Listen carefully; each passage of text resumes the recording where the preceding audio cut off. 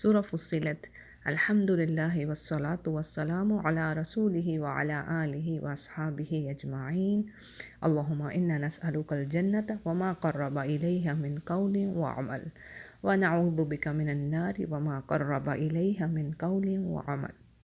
اے اللہ، ہم تیری جنت کے طلبگار ہیں اور ہمیں توفیق دے ایسے اعمال کی اور ایسی اچھی باتوں کی کہ جو ہمیں جنت کے قریب کر دیں، اور ہم تیری دوزخ سے پناہ مانگتے ہیں اور پناہ مانگتے ہیں ایسے اعمال سے اور ایسی باتوں سے جو ہمیں اس جہنم کے قریب کر دیں یا رب آمین۔ تو جی سورہ فصلت کو شروع کرتے ہیں۔ اعوذ باللہ من الشیطان الرجیم، بسم اللہ الرحمن الرحیم۔ حامیم حروف مقطعات میں سے ہیں، اور اس سورہ کا دوسرا نام حامیم سجدہ بھی ہے، اور اس کی شان نزول کے بارے میں کچھ روایات ہیں جن میں یہ بات آتی ہے کہ ایک مرتبہ قریش کے سرداروں نے یہ مشورہ کیا کہ محمد صلی اللہ علیہ وسلم کے جو فالوورز ہیں وہ تو بڑھ رہے ہیں، ان میں اضافہ ہو رہا ہے، تو ہمیں ان کو روکنے کے لیے کچھ سٹیپس لینے چاہیے۔ انہوں نے کیا کیا کہ سب سے اپنے زیادہ بلیغ فصیح آدمی، یعنی جو اسپیچ میں سب سے بیسٹ تھا، عتبہ بن ربیعہ، اس کا انتخاب کیا۔ وہ آپ صلی اللہ علیہ وسلم کے پاس پہنچا اور اس نے آپ پر عربوں میں انتشار اور ان میں تفریق کرانے کا الزام لگایا، اور یہ پیشکش کی، انہیں اس نے آفر دی نبی کریم صلی اللہ علیہ وسلم کو کہ اگر آپ کا مقصد مال و دولت حاصل کرنا ہے تو وہ ہم جمع کیے دیتے ہیں آپ کو، اور اگر آپ کا مقصد کوئی سیاست میں آنا ہے، یعنی آپ لیڈ کرنا چاہتے ہیں، تو ہم آپ کو لیڈر مان لیتے ہیں اور سردار مانتے ہیں، اور اگر آپ کسی حسین عورت سے شادی کرنا چاہتے ہیں تو ایک نہیں، ایسی 10 عورتوں کا ہم انتظام کر دیتے ہیں، اور اگر آپ پہ آسیب کا سایہ، یعنی کہ آپ پہ کوئی کسی نے جادو کر دیا ہے، تو ایسا ہے کہ ہم اپنے خرچ سے آپ کا علاج کرواتے ہیں۔ اس پر آپ نے جب اس کی باتیں سن لی تو اس سورہ کی تلاوت کی، جس سے وہ بڑا متاثر ہوا، اور اس نے واپس جا کر قریش کے سرداروں کو بتایا کہ جو چیز محمد صلی اللہ علیہ وسلم پیش کر رہے ہیں وہ جادو یا کہانت یا شعر و شاعری نہیں ہے۔ اب اس بات پر بات تو یہ تھی کہ وہ کچھ غور و فکر کرتے، لیکن ہوا کیا کہ الٹا عتبہ پر الزام لگانے لگے کہ تجھ پر بھی محمد صلی اللہ علیہ وسلم نے جادو کر دیا۔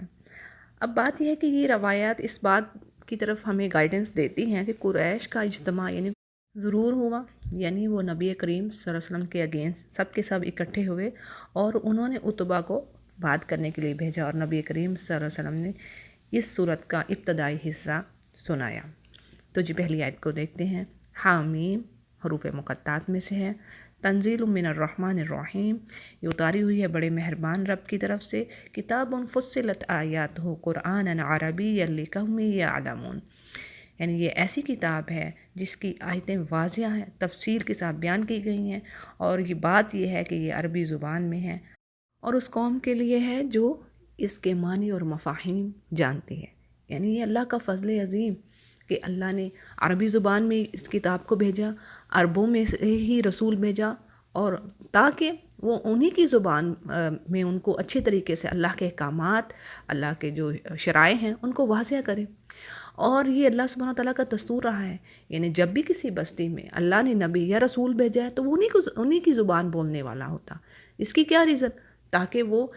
اچھے سے چیز کو سمجھ سکیں اور ان کے پاس یہ عذر نہ ہو کہ اللہ ہمیں تو تیری باتیں سمجھ ہی نہیں آئی۔ یعنی یہ اگر وہ ان کی زبان بولنے والا نہ ہوتا، یعنی جو بھی بستیوں میں رسول بھیجے اگر وہ ان کی زبان بولنے والے نہ ہوتے تو یہ جو ایک لینگویج کا بیریئر تھا، یہ ایک بڑا فلا رہنا تھا، اور لوگوں کے لیے اس بات میں ایک ایکسکیوز رہنا تھا کہ اللہ ہمیں تو بات سمجھ ہی نہیں آئی، یعنی یہ تو ہماری زبان ہی نہیں بولتا۔ تو اللہ سبحانہ تعالیٰ فرماتے ہیں کہ دیکھو اب اس میں تو کوئی بات رہ ہی نہیں گئی، یعنی تم ہی میں سے رسول آیا ہے، تمہارے درمیان انہوں نے اتنی زندگی کا عرصہ گزارا ہے، 40 سال تمہارے درمیان گزارے، اور وہ صادق اور امین ہے اور تم جانتے ہو، اور یہ کتاب تمہاری زبان میں ہی آئی ہے، یعنی کسی قسم کا کوئی عذر نہیں چھوڑا اللہ نے۔ اور دوسری بات کہ اس کی آیتیں واضح ہیں، یعنی حلال کیا ہے، حرام کیا ہے، ہر چیز کو اللہ نے کھول کھول کے اس میں بیان کر دیا ہے۔ اور آگے یہ کہا گیا کہ نبی کریم صلی اللہ علیہ وسلم کیا ہے، بشیرا و نذیرا، یعنی خوشخبری دینے والے ہیں اور ڈرانے والے ہیں۔ فَأَعْرَضَ أَكْثَرُهُمْ فَهُمْ لَا يَسْمَعُونَ، لیکن حال یہ ہے کہ اکثروں نے منہ پھیر لیا اور وہ سنتے ہی نہیں ہیں، اور کہتے کیا ہیں کہ ہمیں آپ جس کی طرف بلا رہے ہیں اس سے تو ہمارے دل پردے میں ہیں، یعنی ہم تو ایسے پردوں میں کہ ہم آپ کی توحید اور ایمان کی دعوت کو سمجھ ہی نہیں سکتے، اور ہمارے کانوں پر یہ بات بڑی بھاری ہے، یعنی یہ ہمیں بہرا کر دے گی، اور ہم میں اور تجھ میں ایک حجاب ہے، یعنی ایک آڑ ہے، یعنی ہم آپ کی دعوت کو نہیں سن سکتے۔ یہ ان کے بہانے اور حجتیں، اور بات یہ ہے کہ آپ اپنا کام کیے جائیے اور ہمیں ہمارے حال پر چھوڑ دیے، یعنی ہم اپنا کام کریں اور آپ اپنے دین پر عمل کیجیے۔ اور اگلی آیت میں اللہ فرماتے ہیں کہ رب ان سے کہہ دیجئے کہ میں تو تم جیسا ہی انسان ہوں، اور مجھ پر وحی نازل کی جاتی ہے کہ تم سب کا معبود ایک ہی ہے۔ انما انا بشر مثلکم یوحی الیہ،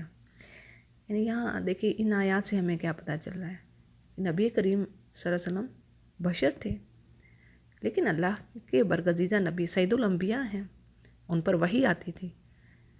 لیکن تمام انبیاء کو اللہ نے بشر بنایا، تمام انبیاء کو قرآن کریم میں جگہ جگہ اللہ نے فرمایا کہ وہ کھاتے تھے، پیتے تھے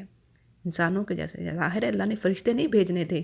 انسانوں کے درمیان، فرشتے تو وہ مانگتے تھے کہ فرشتے آئیں، فرشتے کیوں نہیں اترتے؟ تو اللہ نے کہا نہیں، تمہارے جیسا ہی انسان بھیجنا ہے، تو یعنی بشر ہی کو اللہ نے بھیجا۔ ہاں انبیاء وہ علیحدہ بات ہے کہ انبیاء اللہ کے وہ بندے ہیں جن پر اللہ اپنی وحی نازل کرتا ہے، وہ معصوم ہیں، پرفیکٹ ہیں۔ اچھا جی، آگے بات آتی ہے، اور تم اس کی طرف متوجہ ہو جو، یعنی کہ تم اللہ کی طرف اپنا رخ کرو اور اس سے گناہوں کی معافی چاہو، اور ان مشرکوں کے لیے بڑی ہی خرابی ہے، اور جو یہ لوگ زکوٰۃ نہیں دیتے اور آخرت کو بھی نہیں مانتے۔ اس کی تفسیر میں بات یوں ہے کہ یہ سورہ مکی ہے، اور زکوٰۃ ہجرت کے دوسرے سال فرض ہوئی۔ اس سے مراد مفسرین یہاں پر صدقات لیتے ہیں، جس کا حکم مسلمانوں کو مکے میں دیا جاتا رہا، اور اس طرح یعنی صبح شام کی نماز کا حکم ہے اس میں، اور پھر ہجرت سے 1.5 سال قبل لیلۃ الاسراء کو 5 نمازوں کا حکم دیا گیا۔ اچھا جی، آگے بات آتی ہے کہ بے شک جو لوگ ایمان لائے اور بھلے کام کیے، ان کے لیے نہ ختم ہونے والا اجر ہے۔ اور اے نبی ان سے کہہ دیجئے کیا تم اس اللہ کا انکار کرتے ہو، تم اس کے شریک مقرر کرتے ہو جس نے 2 دن میں زمین پیدا کی، سارے جہانوں کا وہ رب ہے۔ یعنی یہاں پر جب بھی آپ کو یہ معلوم کرنا ہوگا زمین و آسمان کی پیدائش کے بارے میں کہ کتنے دنوں میں اللہ سبحانہ وتعالیٰ نے اس کائنات کو پیدا کیا، تو یہاں پر بھی ہمیں بات ملتی ہے سورہ فصلت میں، اور بھی کئی جگہوں پر بات آتی ہے، لیکن سورہ فصلت کی بگننگ میں ہی، یعنی پہلا ہی پیج ہے، تو آسانی سے یہ انسان اس کو پڑھ لیتا ہے۔ تو اس میں کیا بات بتائی گئی کہ 2 دن میں اللہ سبحانہ وتعالیٰ نے زمین کو پیدا کیا، اور اس نے زمین کے اوپر پہاڑ گاڑے اور اس میں برکت رکھ دی، یعنی اشارہ ہے پانی کی کثرت کی طرف۔ مختلف قسم کے جو رزق اللہ سبحانہ وتعالیٰ نے زمین سے نکالتا ہے، معدنیات ہیں، اور زمین کی بہت سارے فائدے ہیں جو انسان اس سے حاصل کرتا ہے۔ اچھا جی، دیکھیں قرآن پاک میں اور بھی کئی جگہ پر جو بات آئی کہ اللہ نے آسمان اور زمین کو 6 دن میں پیدا فرمایا، تو یہاں پر اللہ نے 2 دن میں یہ بات لی ہے۔ مطلب ظاہر ہے اللہ کا ایک جو پیغام ہے دوسرے سے کولائڈ نہیں کر سکتا، ٹکرا نہیں سکتا، لیکن وہ ڈیفرنٹ جگہ پر ڈیفرنٹ طریقے سے بات کی گئی ہے، ٹھیک ہے، یعنی ٹوٹل تو 6 دن ہیں، کئی جگہوں پر یہ بات آئی ہے فی 6 ایام، جیسے سورہ سجدہ میں بھی ہم پڑھتے ہیں کہ 6 دنوں میں اللہ نے اس کائنات کو بنایا۔ اب یہاں پر 2 دن کے ساتھ آ رہا ہے، ٹھیک ہے، 2 دن میں زمین بنی، اب آگے بات ہوگی، اور اللہ نے اس میں رہنے والوں کے لیے غذائیں بھی تجویز کر دی، یعنی ان کا فوڈ کا جو بندوبست تھا وہ بھی کیا زمین میں، اور پھر 4 دن میں تخلیق کا یہ جو ایک پروسیجر تھا پورا وہ کمپلیٹ ہو گیا، وہ مکمل ہو گیا، یعنی پوچھنے والوں کے لیے یہ مکمل جواب ہے۔ اور دیکھیں جو ورڈ دہا آتا ہے، اس کا مطلب ہے زمین کو بچھا دینا، پھیلا دینا، اور زمین کی تخلیق آسمان سے پہلے ہوئی۔ پھر اسی طرح آگے بات آتی کہ اللہ اس کے بعد آسمان کی طرف متوجہ ہوا، وہ دھواں سا تھا پہلے۔ یہاں پہ بھی ہمیں سائنس کا ایک پوائنٹ ملتا ہے کہ بگ بینگ تھیوری میں ہم کیا جانتے ہیں کہ کائنات اس سے پہلے اسموک کی جیسے تھی، اور اس میں یہی بات الحمدللہ۔ بہرحال وہ چیزیں تو نہیں کہ ہم ان کو دیکھ کے کریں، لیکن الحمدللہ یہ قرآن آج بھی چیلنج ہے کافروں کے لیے، یعنی یہ معجزہ ہے اللہ سبحانہ تعالیٰ کا، اور اللہ کو علم ہے کہ قیامت تک کتنے لوگ اس پر ایمان لائیں گے۔ اور پھر آگے بات آتی ہے، یعنی وہ دھواں سا تھا آسمان اور زمین، اور اللہ نے ان دونوں سے کہا کہ تم دونوں آؤ، یا خوشی سے آؤ یا پھر یعنی جبراً تم آتے، تو دونوں نے عرض کیا کہ ہم خوشی سے آتے ہیں، اور اس طرح 2 دن میں اللہ نے 7 آسمان بنائے اور خود آسمانوں میں یا ان میں آباد فرشتوں کو مخصوص کام اور ان کے وظائف ان کے سپرد کر دیے، یعنی وہی بھیج دی۔ اور اللہ نے آسمان دنیا کو، یعنی دنیا کے آسمان کو ستاروں سے سجا دیا، اور اس کا مقصد کیا ہے؟ یعنی ایک تو دیکھنے والوں کو اچھا لگے، سجاوٹ کرتی ہے، دوسرے اس سے اور بھی کئی کام لیے جاتے ہیں، یعنی راستے معلوم کرتے ہیں اس سے مسافر، پھر یہ شیطانوں کو مارنے کا بھی ایک سبب ہے۔ تو یہ ستاروں کے پرپزز ہیں، اور اللہ تعالیٰ غالب اور ہر چیز کا بہت زیادہ علم رکھنے والا ہے۔ اور آگے اللہ فرماتے ہیں کہ نبی ان سے کہہ دیجئے اگر یہ آپ سے منہ پھیرتے ہیں کہ میں تو تمہیں اس عذاب سے ڈراتا ہوں، اس آسمانی عذاب سے جو یعنی جیسے پچھلی قوموں پر آیا، جیسے عاد ہیں اور ثمود ہیں،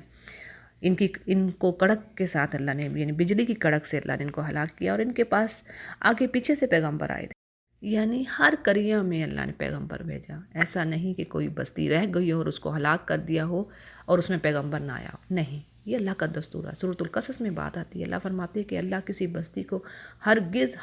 ہلاک نہیں کرتا جب تک کہ اس کے جو مرکز ہے امیہا، یعنی اس کے مرکز میں اپنا رسول نہ بھیج دے، اس کے جو ان کو ڈرانے والا ہو، اللہ کے بارے میں اللہ کی طرف کھینچنے والا ہو۔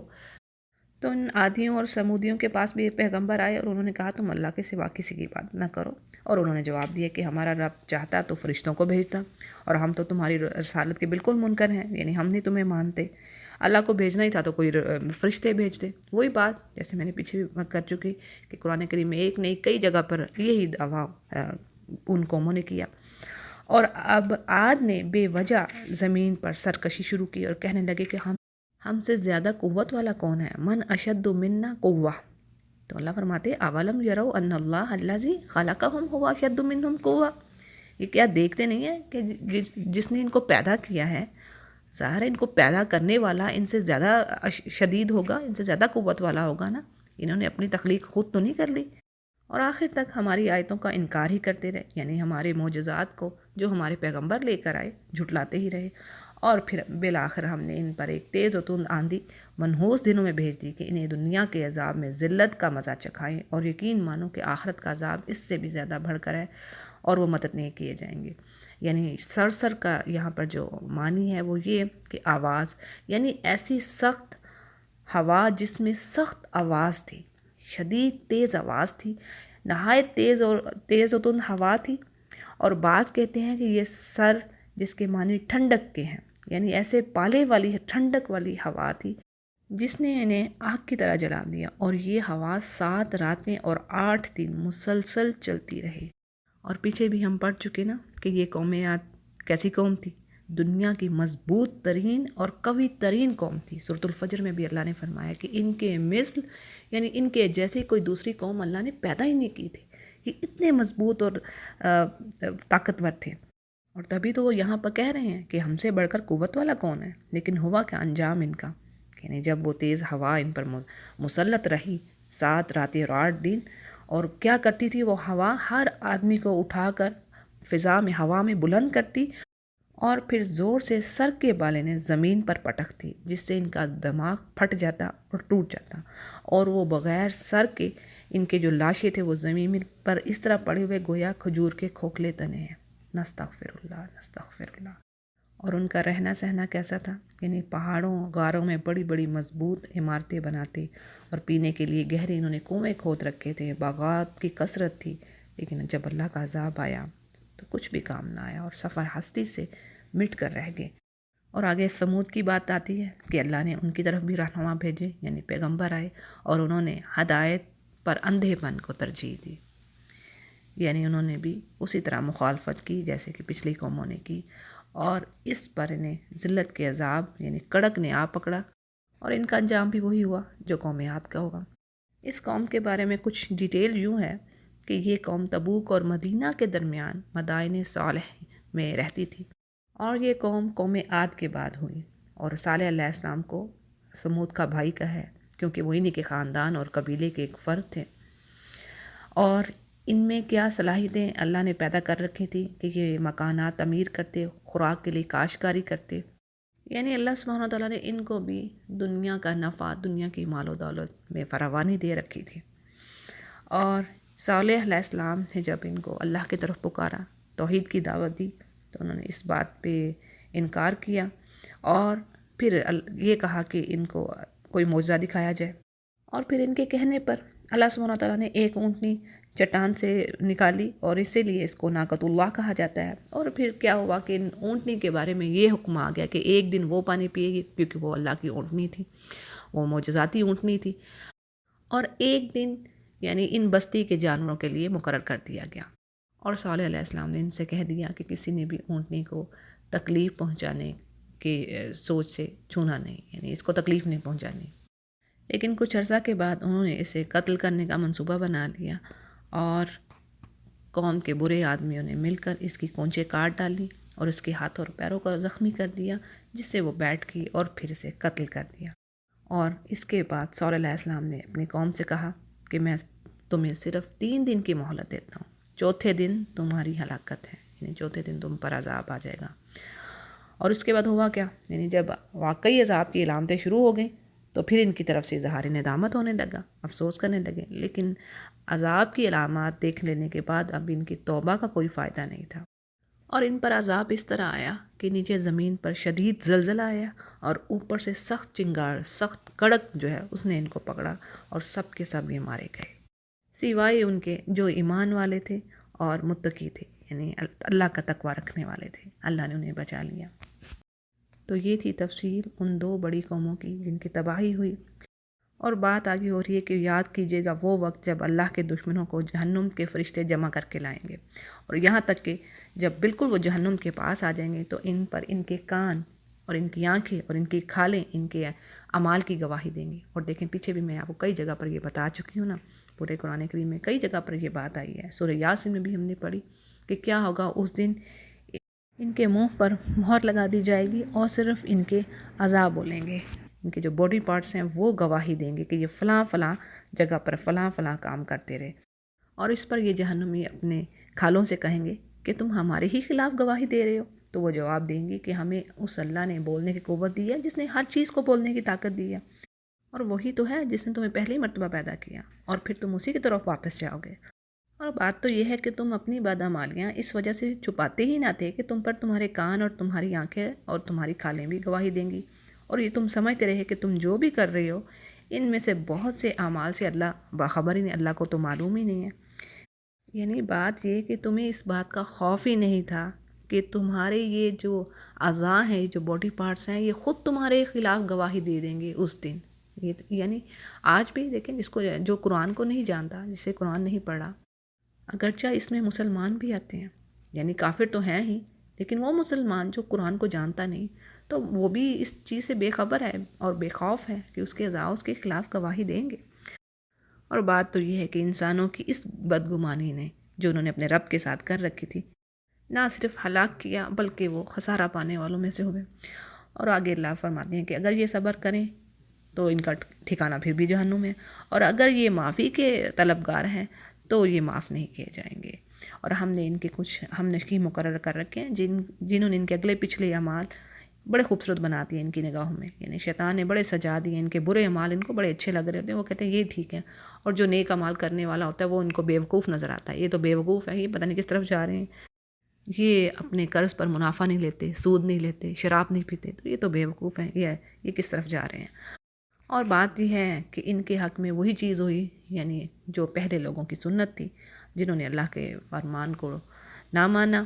انسان اور جنوں پر جو گزرا یہ بھی انہی کے ساتھ ہیں، یہ وہی بات ان پر بھی ہوئی ہے، اور یقیناً یہ خسارہ پانے والوں میں سے ہیں۔ اور کافروں نے کہا کہ قرآن کو سنو ہی نہ، یعنی اس کے پڑھے جانے کے وقت بےہودگی کرو،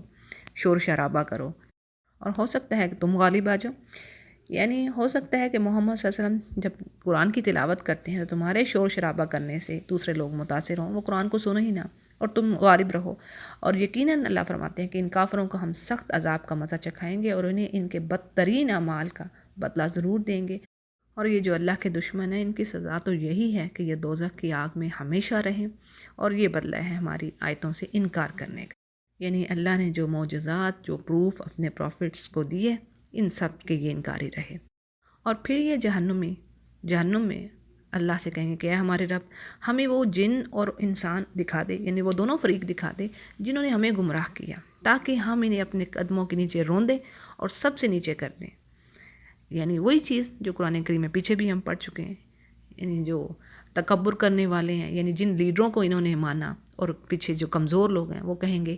کہ تم ہی ہمیں لے کے آئے ہو اس عذاب میں، اس جہنم میں. تو اس پر ان کے متکبر لیڈر جو ہیں وہ کہیں گے کہ ہم تمہیں ہدایت سے روکنے والے نہ تھے جب تمہارے پاس آ گئی تھی، تم خود ہی مجرم ہو. اور وہ کہیں گے کہ تم دن رات تو مکر کر رہے تھے، ہمیں اکساتے تھے کہ ہم اللہ کے ساتھ شریک کریں. تو یہ ان کی جو باتیں ہیں یہ ہم پیچھے بھی پڑھ آئے ہیں کہ یہ ہونی ہے، ان کا جھگڑا چلے گا. اور یہاں پہ بھی یہی بات کہہ رہے ہیں کہ ہمیں وہ گروپس دکھاؤ اللہ، اب ہم ان کو اپنے قدموں کے نیچے رون دیں گے.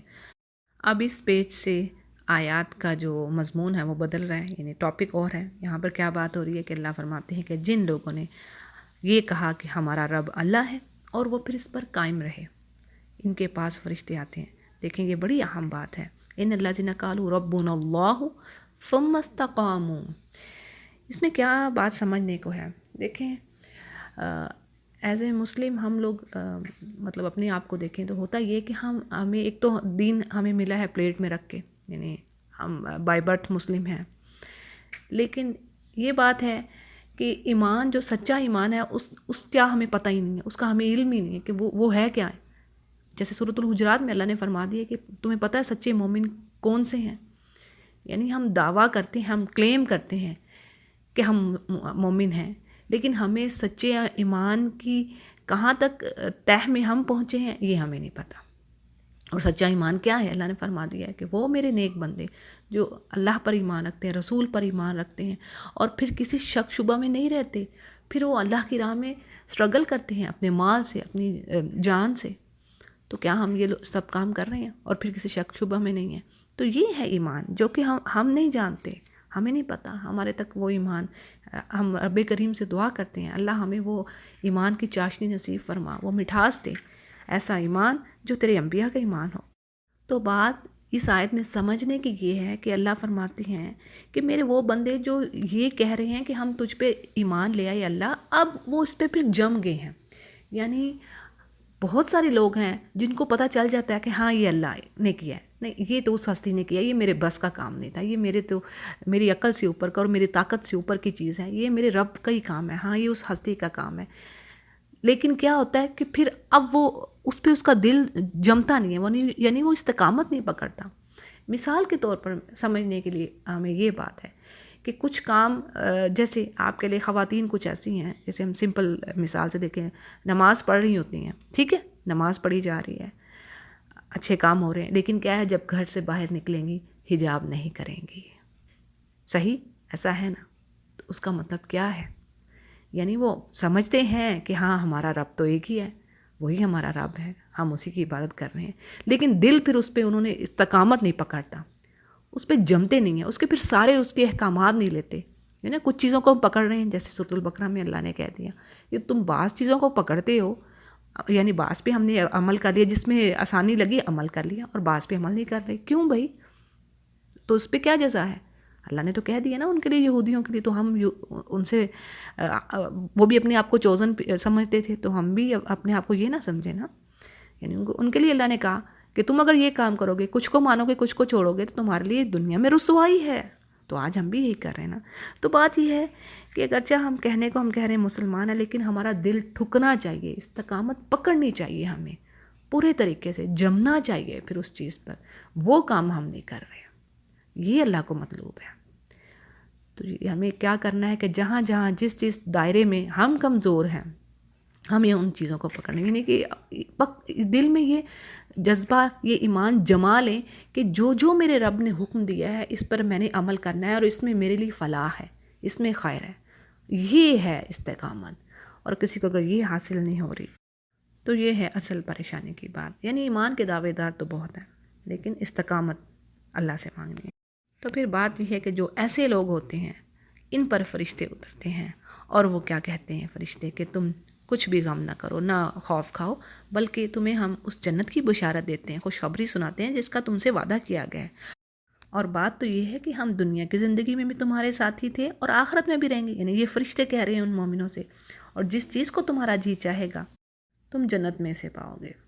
اور بعض کے نزدیک فرشتے 3 جگہوں پر یہ خوشخبری دیتے ہیں، یعنی موت کے وقت، قبر میں، اور تیسری مرتبہ قبر سے دوبارہ اٹھنے کے وقت. یعنی کہ ہم تمہارے ساتھی ہیں، یہ خوشخبری جو دے رہے ہیں، اور یہ غفور الرحیم کی طرف سے بطور مہمانی تمہارے لیے سب کچھ ہے، اور اس سے زیادہ اچھی بات والا کون ہے؟ یعنی اللہ یہاں پر اس بندے کی خوبی بیان کر رہے ہیں جو اللہ کی طرف لوگوں کو بلاتا ہے، جو داعی اللہ ہے، یعنی جو اللہ کی طرف لوگوں کو بلائے وہ سب سے زیادہ اچھی بات کہنے والا ہے، اور وہ نیک کام کرے اور پھر یہ کہے کہ میں یقیناً مسلمانوں میں سے ہوں، اور نیکی اور برائی ایک جیسی نہیں ہو سکتی۔ اور اگلی آیت میں اللہ سبحانہ وتعالیٰ زبردست اصول ہمیں بتا رہے ہیں، کیا؟ یعنی برائی کو بھلائی سے دفع کرو۔ یعنی اگرچہ دیکھیں سبحان اللہ، جو قانون اللہ نے بتا دی، ایک تو نا قانونی تقاضے جو ہوتے ہیں، یعنی لاس جو بنا دیے ہیں وہ تو اللہ نے کہہ دیا ہے نا، قتل کے بدلے قتل ہے، ہر چیز کا، جیسے کان کے بدلے کان، آنکھ کے بدلے آنکھ، یہ ساری چیزیں ہیں۔ اور پھر عفو درگزر کا بھی معاملہ ہمیں ملتا ہے کہ اللہ نے کہا اگر تم معاف کر دیتے ہو تو یہ بھی بہت بڑی خیر ہے تمہارے لیے۔ تو اب یہاں پر کیا چیز ہمیں اخلاق سکھایا جا رہا ہے، زبردست مورائل ہمارا بڑھانے کے لیے، وہ کہ برائی کو، بری چیز کو بھلائی سے دور کرو، اچھی بات سے۔ اگر تمہارے ساتھ کوئی برا کر رہا ہے اس کے ساتھ اچھا سلوک کرو، اور اس کے پھر فائدے آگے بتائیں۔ زبردست بات یہ کہی ہے اللہ نے کہ جو یہ کام کرے گا نا تو اس کا دشمن بھی ایسا ہو جائے گا جیسے اس کا گہرا دوست ہے۔ لیکن بات یہ ہے کہ یہ وصف کسی کو نصیب نہیں ہوتا سوائے ان کے جو صبر کرنے والے ہیں اور بڑے ہی نصیب والے ہوتے ہیں۔ یعنی یہ بڑے نصیب کی بات ہے، بہت بڑے آنر کی بات ہے، اور اس میں بڑا صبر آزما ہوتا ہے۔ یعنی کسی کے برائی کے بدلے میں اچھائی کرنا یہ کوئی چھوٹا کام نہیں ہے، لیکن جو صبر والے بندے ہیں اور جو نصیبے والے ہیں یہ وہ کر لیتے ہیں۔ یعنی اس میں کیسی خوبصورت اخلاقیات کا سبق ہمیں مل رہا ہے، اور اخلاق کے بارے میں جو احادیث ہم پاتے ہیں اس میں بھی یہی چیز آتی ہے کہ نبی کریم صلی اللہ علیہ وسلم نے فرمایا کہ جو حق پر ہوتے ہوئے بھی جھگڑے کو چھوڑ دے گا، یعنی وہ حق پر ہے، اسے معلوم ہے کہ جو میرے سے جھگڑ رہا ہے وہ غلط ہے، اور پھر بھی وہ جھگڑے کو چھوڑتا ہے، تو نبی کریم صلی اللہ علیہ وسلم اس کو جنت کی ضمانت دیتے ہیں، بہترین گھر کی ضمانت دیتے ہیں۔ اور اسی طرح ایک حدیث کے الفاظ ہیں کہ آپ صلی اللہ علیہ وسلم نے فرمایا قیامت والے دن مومن بندے کے میزان، یعنی اس کی جو اس کا بیلنس ہے، اس میں حسن اخلاق سے زیادہ بھاری کوئی چیز نہیں ہوگی۔ یعنی اتنی خوبصورت اور انکریجنگ احادیث ہیں الحمدللہ۔ اور آگے نبی کریم صلی اللہ علیہ وسلم کے الفاظ ہیں کہ یقیناً اللہ تعالیٰ بد زبان اور بیہودہ گوئی کو پسند نہیں کرتا۔ ترمذی اس کو روایت کر رہے ہیں۔ اور اسی طرح ایک اور حدیث کے الفاظ ہیں، یہ بڑی فیمس حدیث ہے کہ آپ نے فرمایا کہ تم میں سے بہترین وہ شخص ہے جو تم میں اخلاق میں سب سے اچھا ہے۔ بخاری اور مسلم اس کو روایت کرتے ہیں۔ اور اسی طرح یہ بھی حدیث ہے کہ وہ کون سا عمل ہے جس سے انسانوں کے زیادہ جنت میں جانے کے چانسز ہیں، یعنی وہ زیادہ سبب بنے گا، تو آپ نے فرمایا اللہ کا ڈر اور حسن اخلاق۔ حسن اخلاق دیکھ لیں۔ اور پوچھا گیا کون سی دو چیزیں انسانوں کو زیادہ جہنم میں لے کے جائیں گی، تو آپ نے فرمایا منہ اور شرمگاہ، یعنی جو منہ سے انسان اپنے گناہ کرتا ہے، کسی کی غیبت کر رہا ہے، بہتان تراشی کر رہا ہے، گالی گلوچ کر رہا ہے، بدگوئی کر رہا ہے، کسی کو تانے دینا، یہ سارے کام یہ زبان کے گناہ ہیں۔ اللہ مجھے اور آپ کو اس سے بچائے۔ اور اسی طرح ایک اور زبردست حدیث ہے، میں آپ کے آگے رکھتی ہوں کہ نبی کریم صلی اللہ علیہ وسلم نے فرمایا کہ مومن یقیناً اپنے حسن اخلاق سے وہ درجہ پا لیتا ہے جو ایک روزے دار اور راتوں کو قیام کرنے والے شخص کے حصے میں آتا ہے۔ یعنی ایک روزہ رکھنے والا، نفلی روزہ رکھنے والا اور راتوں کو قیام کرنا یہ آسان بات نہیں ہے، یہ بہت محنت والے کام ہے۔ لیکن کیا ہے کہ جو شخص اچھا اخلاق رکھتا ہے، فرائض کی ادائیگی وہ کر رہا ہے، یعنی نوافل کا اہتمام نہیں کر پا رہا لیکن فرائض اپنے کر رہا ہے، اور وہ اچھے اخلاق کے ساتھ لوگوں کو خوش رکھا ہوا ہے، اس نے اپنے ہمسایوں کو، اپنے گھر والوں کو، اپنے رشتہ داروں کے ساتھ صلہ رحمی کر رہا ہے، اچھا اخلاق دکھا رہا ہے، تو دیکھیں زبردست یہ کام سے اس نے وہ والا درجہ پا لیا جو محنت کر کے لوگ حاصل کرتے ہیں۔ اور اکثر ایسا ہوتا ہے نا، ہم دیکھتے ہیں، اللہ تعالیٰ ایسا نہ کرے ہمیں، کہ ہمیں ان جیسوں میں سے کرے کہ جو نمازیں پڑھ رہے ہوتے ہیں، نیک کام کر رہے ہوتے ہیں، اور لوگوں کو گالی گلوچ کر رہے ہیں، تانے دے رہے ہیں، اور دیکھنے والا کہتا ہے کہ یہ دیکھو بھئی اس کے تو ماتھے پر محراب ہے۔ اکثر لوگوں کے ہوتا ہے نا ماشاءاللہ، اور جب ان کی حرکتیں دیکھتا ہے تو انسان پریشان ہوتا ہے۔ تو بات یہ ہے کہ ہمیں پورے اسلام میں داخل ہونا۔ اور اسی طرح نبی کریم صلی اللہ علیہ وسلم کی یہ بھی حدیث ہے کہ آپ نے فرمایا کہ جس کا بہترین اخلاق ہوگا وہ میرے ساتھ قیامت کے روز ایسے ہوگا جیسے یہ 2 انگلیاں، یعنی آپ نے شہادت کی انگلی اور درمیان والی انگلی کو اکٹھا کر کے دکھایا۔ تو یہ چھوٹی باتیں نہیں ہیں، یعنی اخلاق کے بہت زیادہ فضائل ہیں۔ تو یقین جانیے کہ میں اکثر اپنی دعاؤں میں اس چیز کو رکھتی ہوں اور اپنے پیاروں کے لیے بھی کہ یا اللہ ہمیں اچھے اخلاق والا بنا دے۔ تو آپ سے بھی میری یہ ریکویسٹ ہے کہ اس دعا کو ڈال لیجیے اپنی دعاؤں میں، پکا کر لیجیے کہ اللہ ہمیں اچھے اخلاق والا بنا دے، یعنی اللہ تعالیٰ ہمیں فرائض پہ بھی پابند کرے، اور بھی خیر مانگنی ہے اللہ سے، ہر طرح کی خیر مانگنی ہے، لیکن یہ اخلاق والی دعا کو لازمی شامل کیجیے اور یہ اللہ سے مانگتے رہیے۔ اللہ سے مانگنے سے ہی ہمیں توفیق ملتی ہے، ورنہ ہم کسی قابل نہیں ہیں۔ تو جی اگلی آیت کو دیکھتے ہیں، اور اللہ فرماتے ہیں اگر شیطان کی طرف سے تمہیں کوئی وسوسہ آ رہا ہے تو اس کے لیے کیا کرنا ہے کہ اللہ کی پناہ طلب کرو، یقیناً وہ بہت ہی سننے والا اور جاننے والا ہے۔ یعنی شریعت کے کاموں میں اگر شیطانی وسوسے آ رہے ہیں، وہ آپ کو پیچھے ہٹاتا ہے، تو اس کو دور کرنے کے لیے اللہ کی پناہ مانگیے، اعوذ باللہ من الشیطان الرجیم پڑھیے۔ اور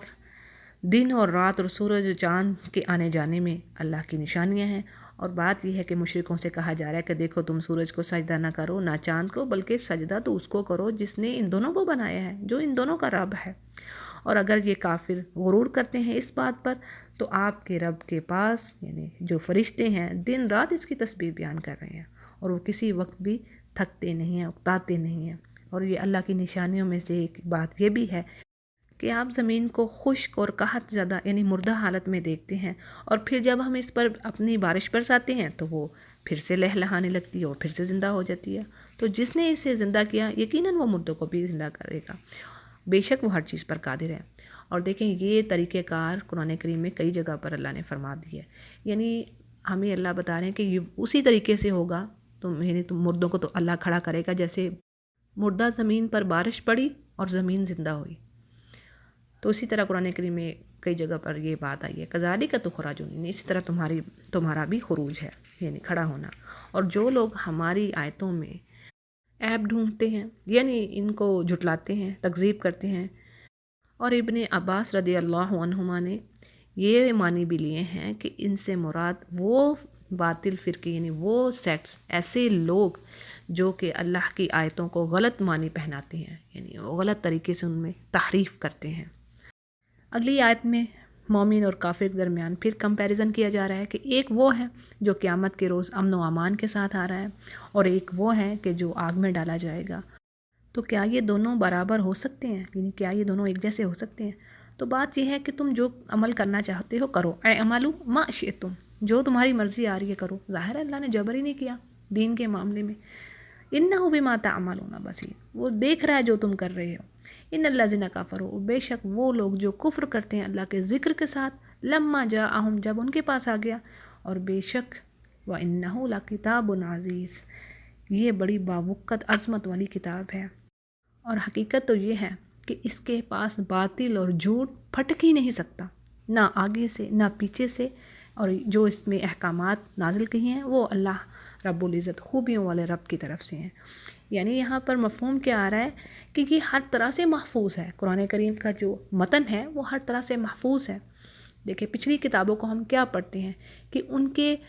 جو متن تھے، جو الفاظ تھے، وہی تبدیل کر دیے گئے، ان کو ہی چینج کر دیا گیا ان کے علماء کی طرف سے، لیکن اس کی ذمہ داری اللہ سبحانہ تعالیٰ نے خود لی کہ اللہ تعالیٰ اس کی حفاظت کرنے والے ہیں، اور آج تک قیامت تک اس کے الفاظ ایسے ہی رہیں گے، ان میں کوئی تبدیلی نہیں آئے گی، کوئی ان میں کمی یا زیادتی نہیں کر سکے گا۔ ہاں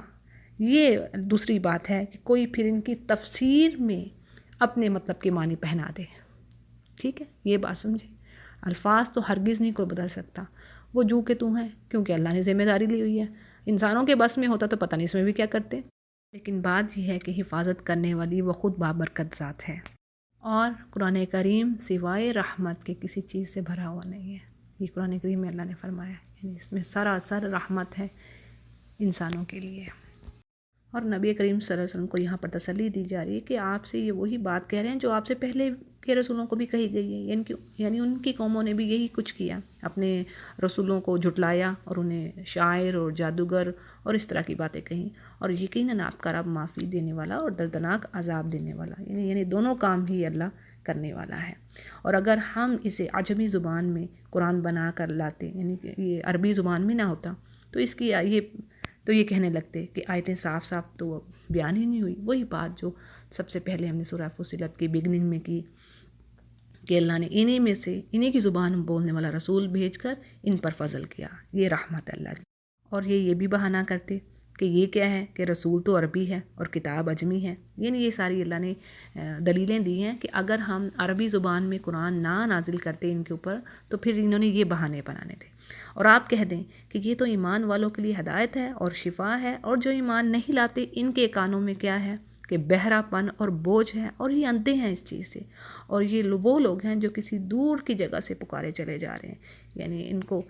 پکارا ہے نبی اللہ کی طرف لیکن یہ اس کی پکار کو نہیں سنتے۔ اور یقین ہم نے موسیٰ کو کتاب دی،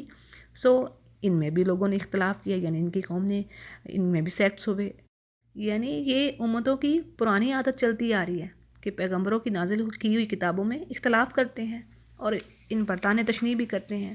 تو بات یہ ہے کہ اگر آپ کے رب کی طرف سے ایک مہلت، ان کو عذاب دینے کی جو مہلت ہے وہ مقرر نہ ہو چکی ہوتی تو ان کے درمیان کب کا فیصلہ ہو چکا ہوتا۔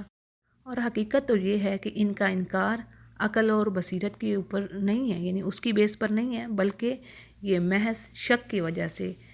کر رہے ہیں، اور یہ چیز ان کو پھر بے چین کیے ہوئے ان کافروں کو۔ اور آگے اللہ فرماتے ہیں کہ جو شخص نیک کام کر رہا ہے وہ اپنے نفع کے لیے کر رہا ہے، اور جو برا کام کرے گا تو اس کا وبال بھی اسی کے اوپر ہے۔ جیسے قرآن کریم میں اور بھی کئی جگہ پر بات آتی ہے کہ اللہ فرماتے ہیں جو نیک کام کر رہا ہے تو یہ تم اپنے نفس کے لیے کر رہے، تم اپنی ہی آرام گاہوں کو سجا رہی ہو، اس سے اللہ کو کوئی فائدہ نہیں پہنچنے کا۔ جیسے اللہ نے فرما دیا کہ اے انسانوں اگر تم سب کے سب ایمان والے ہو جاؤ تو اللہ کو ذرا بھی اس سے فرق نہیں پڑتا ہے، اس کی بادشاہت میں، اس کی جلالت میں، اس کی عظمت میں ذرا سی بھی زیادتی یا کمی واقعہ نہیں ہوگی۔ اور اسی طرح اگر تم سب کے سب کافر ہو جاؤ تو اس سے بھی اللہ کی عظمت، جلالت اور اس کی شان و شوکت میں ذرا سی بھی کمی اور زیادتی نہیں ہوگی۔ تو جو کوئی بھی کر رہا ہے کام اپنے لیے، یہ اپنا ہی فائدہ ہے۔ وَمَنْ جَاهَدَ فَإِنَّمَا يُجَاهِدُ لِنَفْسِهِ إِنَّ اللَّهَ لَغَنِيٌّ عَنِ الْعَالَمِينَ، سورۃ العنکبوت۔ یعنی جو بھی کوئی کوشش کر رہا ہے اس کی یہ تمام کوششیں، یہ جو ایفرٹس ہیں اس کے اپنے فائدے کے لیے ہیں، اور اللہ غنی ہے جہان والوں سے۔ اور بات یہ ہے کہ آپ کا رب اپنے بندوں پر ظلم نہیں کرنے والا، یعنی کہ جو اچھے کام کرے گا اس کا نفع اسی کو، جو برے کام کر رہا ہے اس کا وبال اسی پر، یعنی وہ کسی کے گناہوں پر اسے سزا دے رہا ہے تو یہ اس کے کاموں کا بدلہ ہے، یہ اس کی کرتوتوں کا بدلہ ہے۔ اور اگلی آیات بتا رہے ہیں کہ وہی ہے جو غیب کا علم رکھنے والا ہے، قیامت کب قائم ہوگی اللہ کے علاوہ کوئی نہیں جانتا، اور کوئی پھل اپنے شگوفے سے نہیں نکلتا مگر یہ کہ اللہ کو معلوم ہوتا ہے۔ اسی طرح اللہ جانتا ہے کہ کوئی مادہ کب حمل اٹھائے گی اور کب وہ بچہ جنے گی، اسے علم ہے۔ اور جس دن اللہ سبحانہ وتعالیٰ ان مشرکوں کو بلا کر پوچھے گا ان سے کہ میرے شریک کہاں ہیں، اور وہ جواب دیں گے کہ ہم نے تجھے کہا کہ ہم میں سے کوئی اس چیز کا گواہ نہیں ہے، یعنی آج ان میں سے کوئی شخص یہ ماننے کو تیار نہیں ہوگا کہ وہ دنیا میں اللہ کے ساتھ شرک کرتا رہا، اور جن کی یہ پرستش کرتے رہے ان کی نگاہ میں وہ سب کے سب یعنی گم ہو جائیں گے، ضل عنہم ما کانوا یدعون، اور وہ سمجھ لیں گے کہ اب اس آگ سے کوئی چھٹکارا نہیں ہے، کوئی بچاؤ نہیں ہے۔ جیسے قرآن پاک میں ایک اور جگہ پر آتا ہے کہ گنہگار جب جہنم کو دیکھیں گے تو انہیں یقین ہو جائے گا کہ اب یہ آگ کا عذاب ہم پر ہونے والا ہے، اور اس سے پھرنے کی اب کوئی جگہ نہیں، یعنی اس سے فرار کی اب کوئی جگہ نہیں ہے ہمارے پاس۔ اگلی آیت میں اللہ سبحانہ وتعالیٰ انسان کی خصلت جو پیچھے کئی جگہ پر اللہ نے بتا دی کہ بھلائی مانگنے سے انسان تھکتا نہیں ہے، یعنی ہر وقت اللہ سے خیر کی امید رکھتا ہے اور خیر ہی مانگتا ہے، دنیا کا مال و اسباب، صحت، قوت، عزت اور دنیا کی نعمتیں، اور اگر اسے کوئی تکلیف پہنچتی ہے تو مایوس اور نا امید ہو جاتا ہے، یعنی وہی انسانی فطرت فوراً ہی مایوسی کا شکار کہ اللہ نے تو مجھے بے عزت کر دیا ہے، دھتکار دیا ہے۔ اور جیسے ہی اللہ سبحانہ وتعالیٰ اس مشکل کو دور کرتا ہے اور اس پر رحمت کے دروازے کھولتا ہے تو پھر کیا ہے، پھر نہ شکرہ۔ لیکن اللہ کے بندے، یعنی یہ اکثر جگہوں پر بات آئی کہ اللہ نے فرمایا یہ وہ لوگ کر رہے ہیں جو اللہ پر ایمان نہیں رکھتے، یعنی مصیبت میں جزا وزا کرنا، رونا پیٹنا، مایوس ہونا، سب بالکل مایوس ہو جانا کہ بس اب تو کوئی خیر باقی نہیں ہے، اور جیسے ہی اللہ کی طرف سے کوئی رحمت آئی، بہتری آئی، ساتھ ہی پھر اسی طرح نہ شکراپن۔ لیکن بات یہ ہے کہ یہ وہ لوگ ہیں جو دنیا کے طالب ہیں، لیکن اللہ کے جو بندے ہیں وہ آزمائشوں پر اللہ کا شکر ادا کرتے ہیں، صبر کرتے ہیں، اور اس میں بھی ان کے لیے ان کے درجات بلند کیے جاتے ہیں، ان کی تکالیف سے اللہ سبحانہ تعالیٰ ان کے گناہوں کو معاف فرماتے ہیں۔ جیسے حدیث میں آتا ہے کہ نبی کریم صلی اللہ علیہ وسلم فرماتے ہیں کہ کسی مومن کو ایک کانٹا چبھتا ہے تو اس پر بھی اس کو اجر ہے۔ اسی طرح آپ صلی اللہ علیہ وسلم جب کسی بیمار کی عیادت کو جاتے تو کیا کہتے ہیں اسے؟ لا بأس طہور انشاءاللہ، یعنی کوئی مسئلہ نہیں ہے، یہ جو بیماری ہے یہ تمہیں پاک کر دینے والی ہے، تمہارے گناہوں کو دھو ڈالے گی، تمہیں پاک کر دے گی۔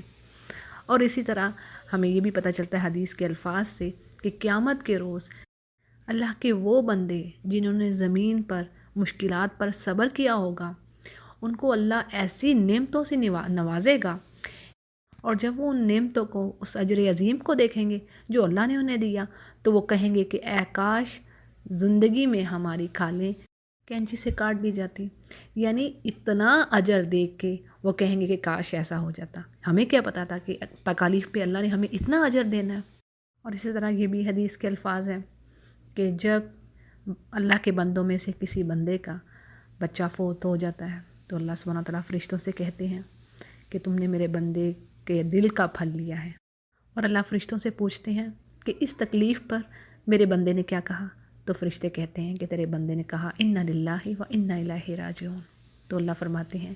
کہ میرے اس بندے کے لیے بیت الحم تعمیر کرو جنت میں، یعنی اللہ سبحانہ تعالیٰ اس بندے کو اس کے صبر کے بدلے اور اللہ کی تعریف کرنے کے بدلے جنت میں گھر عطا کر رہا ہے، سبحان اللہ۔ اور ایسی بہت سی احادیث میں ہم صبر کے اوپر بے شمار اجر کی خوشخبری پاتے ہیں۔ تو یہاں پر اس کافر کے بارے میں کیا کہا جا رہا ہے کہ جیسے ہی اللہ اسے اپنی رحمت کا مزہ چکھاتا ہے تو وہ کہتا ہے کہ میں تو خیال ہی نہیں کرتا کہ قیامت قائم ہوگی اور میں اپنے رب کے پاس واپس جاؤں گا، یعنی مجھے تو واپس لوٹنا ہی نہیں ہے، اور اگر میں لوٹا بھی تو یقیناً میرے لیے اس کے پاس بہترین روزی ہوگی۔ اور اللہ فرماتے ہیں یقیناً ہم ان کافروں کو ان کے اعمال سے باخبر کریں گے، یعنی ان کو بتا دیا جائے گا کہ یہ کیا کرتے رہے، اور انہیں سخت عذاب کا مزہ چکھائیں گے، اور جب ہم انسان پر انعام کرتے ہیں تو وہ اس سے منہ پھیرتا ہے، یعنی تکبر کرتا ہے اور اللہ کی اطاعت سے پیچھے ہٹتا ہے، اور جب اسے مصیبت پڑتی ہے تو بڑی لمبی چوڑی دعائیں کرنے لگتا ہے۔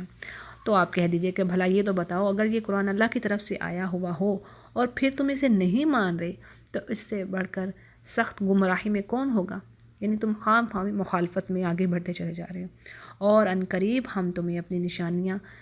اس کائنات میں، اس عالم میں دکھائیں گے، اور خود اس کی اپنی ذات میں بھی تو نشانی ہے،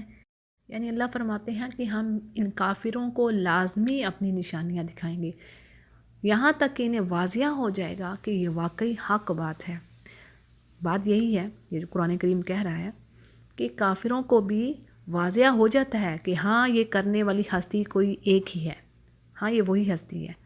لیکن کیا ہے کہ وہ پھر اس اقرار کو چھپاتے ہیں۔ کافرہ کا مطلب یہی ہے نا، چھپانا، کسی چیز کو جان لینے کے بعد چھپانا، یعنی سمجھ آ جائے گی بات لیکن پھر بھی اس سے کفر کرنا، ڈینائی کرنا، اور اپنی خواہشات کو فالو کرنا۔ وہی بات جیسے کہ جو مشرکین مکہ تھے اور جو پچھلی قوموں کا بھی حال، یعنی انہیں پتہ چل گیا تھا کہ یہ حق بات لے کر آئے ہیں، لیکن کیا ہے کہ حق بات ماننے سے، یعنی رسولوں کی پیروی کرنے سے کیا ہوتا تھا، ان کی سیاست جاتی تھی، ان کی بادشاہت جاتی تھی، ان کا دبدبہ،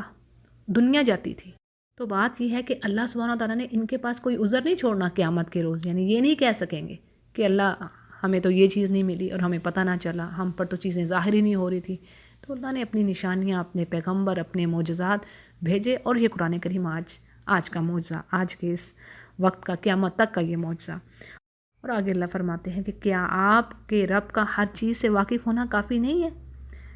یعنی اللہ اپنے بندوں کے جو افعال ہیں، جو کام ہیں، وہ تو خود ہی دیکھ رہے ہیں، تو اللہ کا خود ہی گواہ ہونا کافی ہے، اسے خوب معلوم ہے کہ وہ کیا کر رہے ہیں، کیا نہیں کر رہے۔ بلکہ حقیقت تو یہ ہے کہ یہ لوگ اپنے رب کے سامنے جانے سے ہی شک شبے میں ہیں، اور یہ بھی کئی جگہ پر بات آئی ہے، یعنی اللہ فرماتے ہیں کہ یہ جو ظالم لوگ ہیں یہ اللہ کی ملاقات پہ ہی یقین نہیں رکھتے کہ انہیں واپس جانا ہے، اللہ کے سامنے حاضر ہونا ہے۔ اور یاد رکھو کہ اللہ ہر چیز کا احاطہ کیا ہوا ہے، یعنی کائنات کی ہر چیز کا علم اس کے پاس ہے، لوح محفوظ میں ہر چیز لکھی ہوئی ہے۔ جیسے سورہ نمل میں بات آتی ہے کہ اللہ فرماتے ہیں کوئی چیز گھٹتی نہیں ہے زمین اور آسمان میں اور بڑھتی نہیں ہے، مگر یہ کہ اللہ کو علم ہے، اللہ کو پتہ ہے کس چیز کی کمی ہوئی ہے، کس چیز کی زیادتی ہوئی ہے۔ یعنی اس کا علم ہر چیز پہ چھائے ہوئے ہیں، اور وہی اپنے علم سے لوگوں کو جس کو چاہتا ہے علم دیتا ہے۔ تو جی الحمدللہ ہماری سورہ فصلت مکمل ہوئی۔ اللہ سے دعا ہے کہ اللہ تعالیٰ مجھے اور آپ کو یہ جو چیزیں پڑھی ہیں ان پر عمل کرنے کی توفیق دے۔ سبحانک اللہم و بحمدک، نشہد لا الہ الا انت، نستغفرک و نتوب الیک۔